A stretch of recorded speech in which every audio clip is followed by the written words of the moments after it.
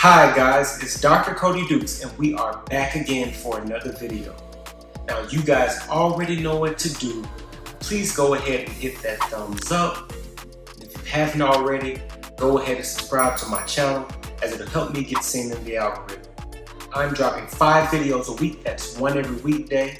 I cover motivational and inspirational content with a pop culture twist. I look at things like movies, sports, anime, cartoons, superheroes, you name it.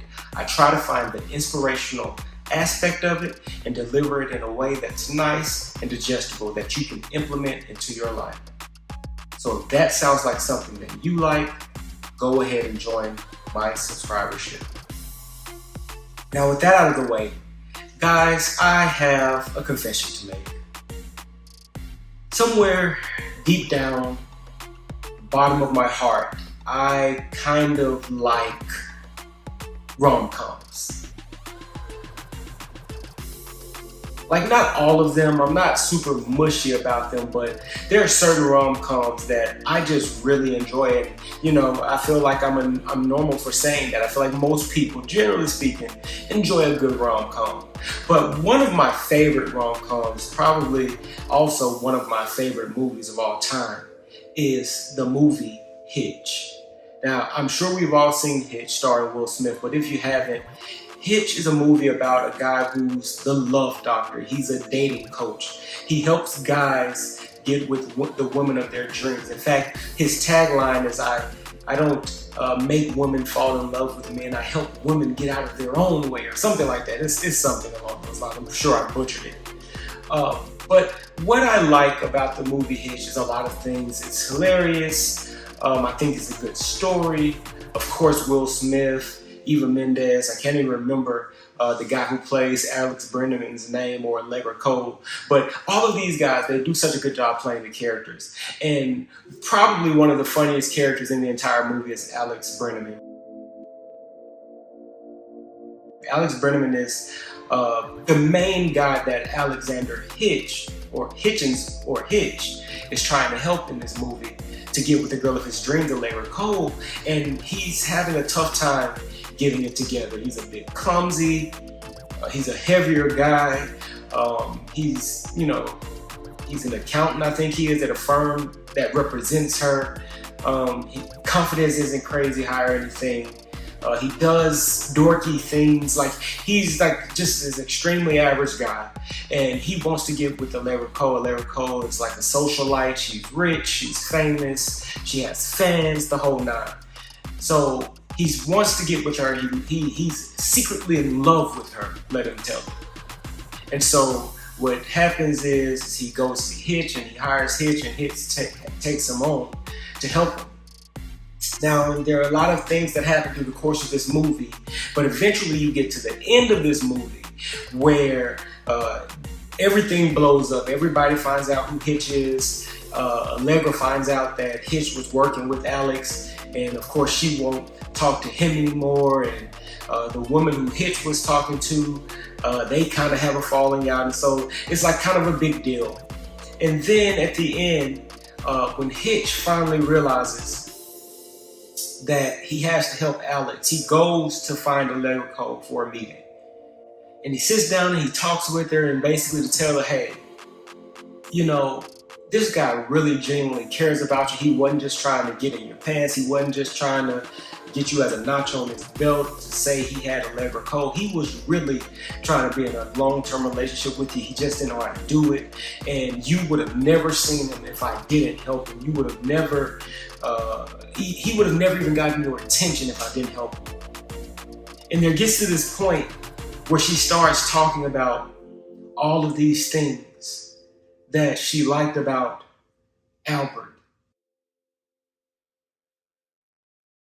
That he did some clumsy stuff, that he didn't know how to dance, but he didn't mind dancing in public, that he spilled mustard on his shirt at a game so that she would feel less dorky. You know, he did all types of things, all things that Alex Hitchens told him not to do.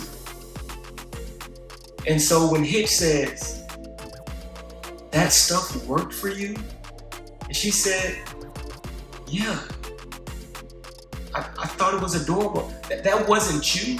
And he said, no, absolutely not me. That has Albert written all over it, I believe was his exact words. You see, what Hitch realized in this moment is that while he helped Alex to get her attention and to catch her eye, to get his foot in the door.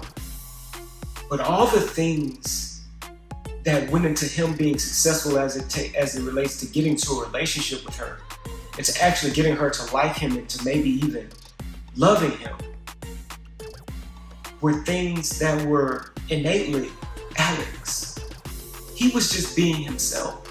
He was just being a genuinely authentic person. And that's what she loved about him. Not that he had good pickup lines, or he knew how to dress, or he knew how to maybe even talk good about himself to the point where she felt small. That's the point. Guys, you can get on YouTube all day and watch videos. You can read books all day. You can take online courses. You can take real life courses. Guys, you can go get all the advice in the world on how to be successful. And while all of it is extremely valuable, it'll help you get your foot in the door. It'll help you maybe catch someone's attention. It'll help you maybe get the job, maybe get into the graduate program, maybe make the football or basketball team. It'll help you get your foot in the door.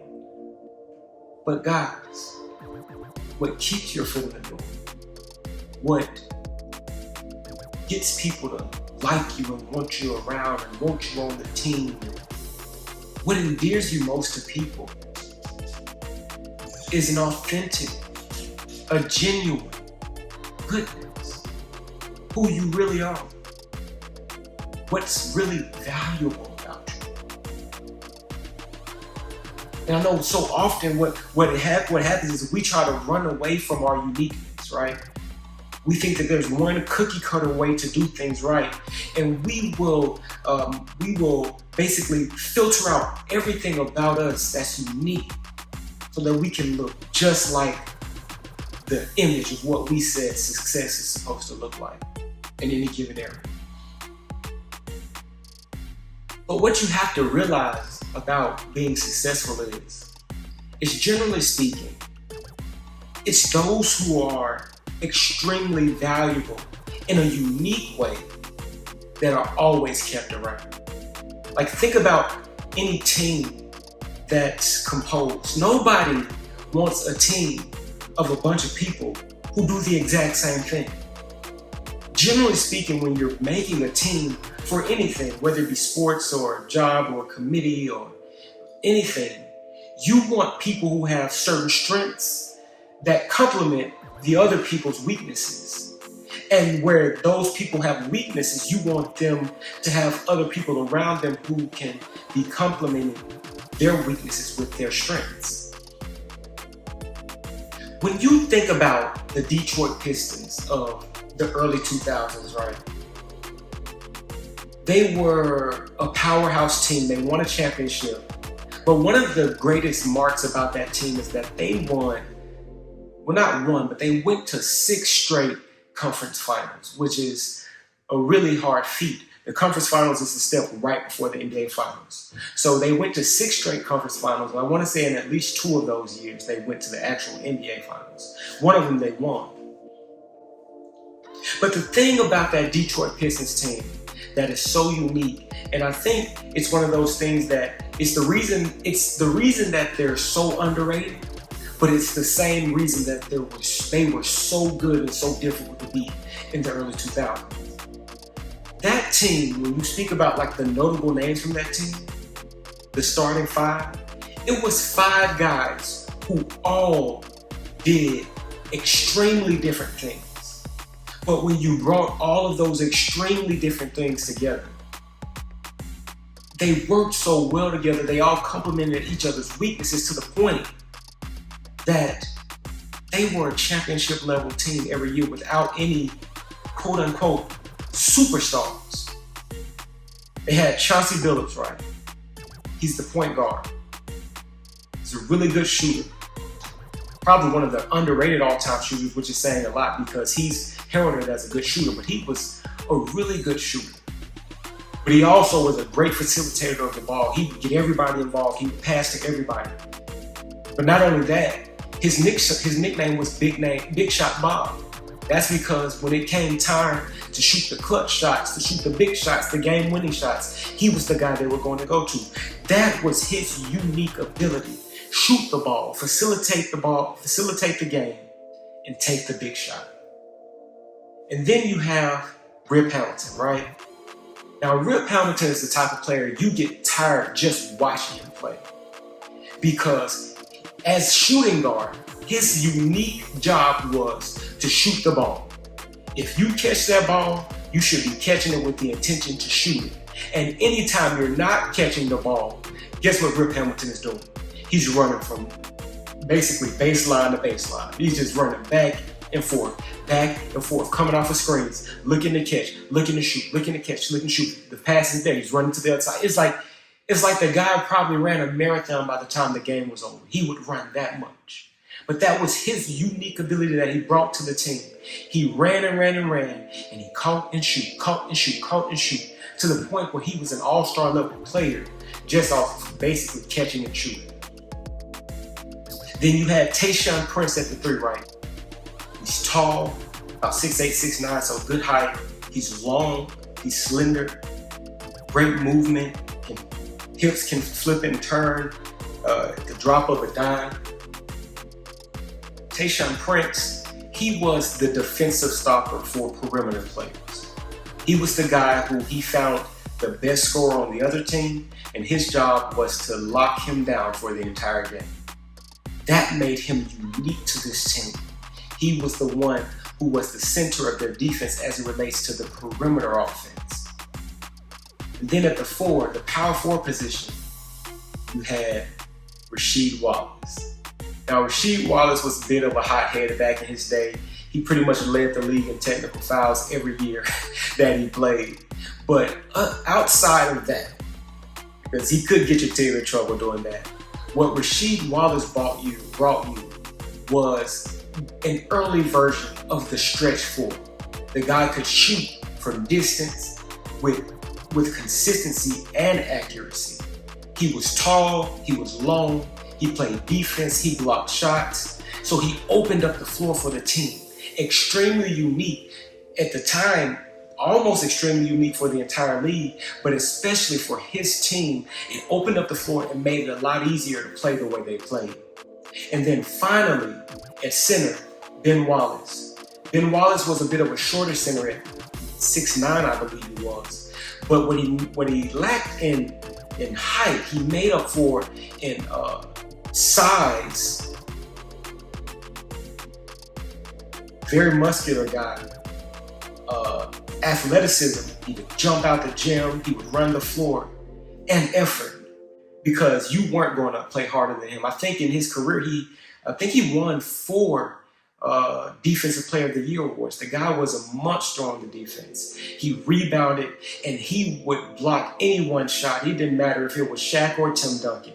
If you came to that rim, he was going to challenge you. And that made him unique to this team, because no one else on the team brought that type of tenacity on the defensive inside anyway.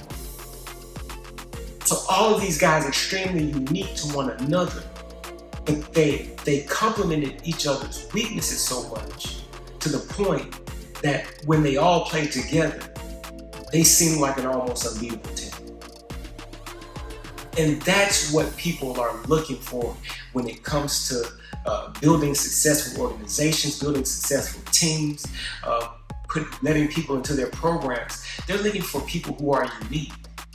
They're looking for Alex Brennemans, guys who are going to be authentically themselves, but who have strengths that will complement the weaknesses of others, and who can work well with others. I can't tell you how often that's something that people ask about. I did a recommendation letter for one of the boys in my nonprofit organization last week, and one of the questions they asked, tell us about the quality of his communication and his ability to work with others. Because being a leader and being successful often requires that you can work in a team to accomplish a goal bigger than what any of you single-handedly could have accomplished. So my question to you is this: what is it about you that makes you unique? What is it about you that's extremely different from what everyone else offers? But if you use that strength, it can complement others' weaknesses. I want you to write that in the comments so I can see what you guys come up with. Maybe, you never know, maybe I need some of you guys to help me with this YouTube channel.